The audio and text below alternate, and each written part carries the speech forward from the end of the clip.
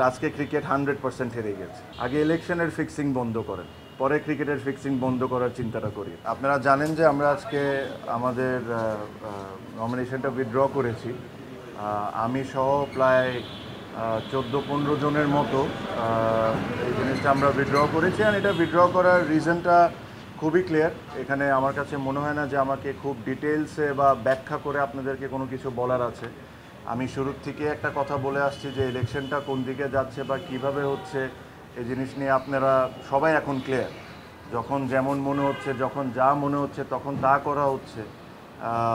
এটা এটা আসলে ইলেকশন না, এটা ইলেকশন না। আর ক্রিকেটের সাথে এই জিনিসটা কোনো দিক থেকেই মানায় না। আপনারা আই এম শিওর যখন ইসি তালিকা দিবে যে আজকে কারা কারা উইথড্র করেছেন, তাদের নামগুলো আপনারা দেখলেই বুঝতে পারবেন যে তারা সবাই তাদের জায়গা থেকে হেভি ওয়েট, তাদের ভোট ব্যাঙ্কও ইজ ভেরি স্ট্রং। এটা হলো আমাদের একটা ওয়ে অফ প্রোটেস্ট, যে এখান থেকে এসে যে এই নোংরামির পার্ট আমরা থাকতে পারবো না। এখানে ধরেন বিভিন্ন ধরনের বিভিন্ন সময় অনেক ধরনের কথা বলা হয়েছে, but end of the day আমার কাছে মনে হয় যে এই নোংরামির সাথে আমরা কোনো দিক থেকে কোনোভাবে পার্ট রাখতে পারবো না। আর সেকেন্ডলি আমি একটা জিনিস সবসময় বলছি, ক্রিকেট, বাংলাদেশ ক্রিকেট এটা ডিজার্ভ করে না, বাংলাদেশের ক্রিকেট ফ্যানরাও এটা ডিজার্ভ করে না। এটাও বলে রাখি, আমি জানি না কতজন স্বীকার করবেন কি করবেন না, বাট এখানে আরও অনেকেই আজকে উইথড্র করতেন। তাদেরকে বিভিন্নভাবে বিভিন্ন ওয়েতে বোঝানো হয়েছে বা চাপ সৃষ্টি করা হয়েছে, তাদেরকে করে থামানো হয়েছে। বাট এছাড়াও অনেকেই আজকে উইথড্র করতেন। স্বাস্থ্যকর অল টাইম ফ্যামিলি কেক, সব সময় অল টাইম হেলদি লাইফ। তাও 15 জন যদি আজকে করে থাকেন, যদি আমি রাইট হয়ে থাকি, এটা একটা সিগনিফিকেন্ট নাম্বার। অলমোস্ট 50% আপনার উইথড্র করে দিয়েছে।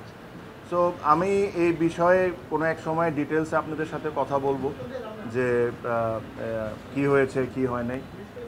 আমি একটা জিনিসই বলবো যে যারা বোর্ডে আছেন তারা যদি এভাবে করে ইলেকশন করতে চান, করতে পারেন, জিততেও পারেন, বাট আজকে ক্রিকেট 100% হেরে গেছে, এটা নিয়ে কোনো সন্দেহ নাই। আপনারা বলেন বড় গলায় যে বাংলাদেশে ফিক্সিং বন্ধ করা লাগবে, আগে ইলেকশনের ফিক্সিং বন্ধ করেন, পরে ক্রিকেটের ফিক্সিং বন্ধ করার চিন্তাটা করি। সো আমার এর চেয়ে বেশি কিছু বলার নাই। আমার কাছে মনে হয় যে এটা স্পষ্টভাবে ক্লিয়ার সবার কাছে, কারা কারা কোন সময় কারা কারা কোন ধরনের ইনভলভমেন্ট এখানে রেখেছেন, কী ধরনের ইন্টারফারেন্স হয়েছে। নিয়ম ইচ্ছামতো কত সুবিধার মতো যে সময় দরকার ও সময় চেঞ্জ করা হয়েছে।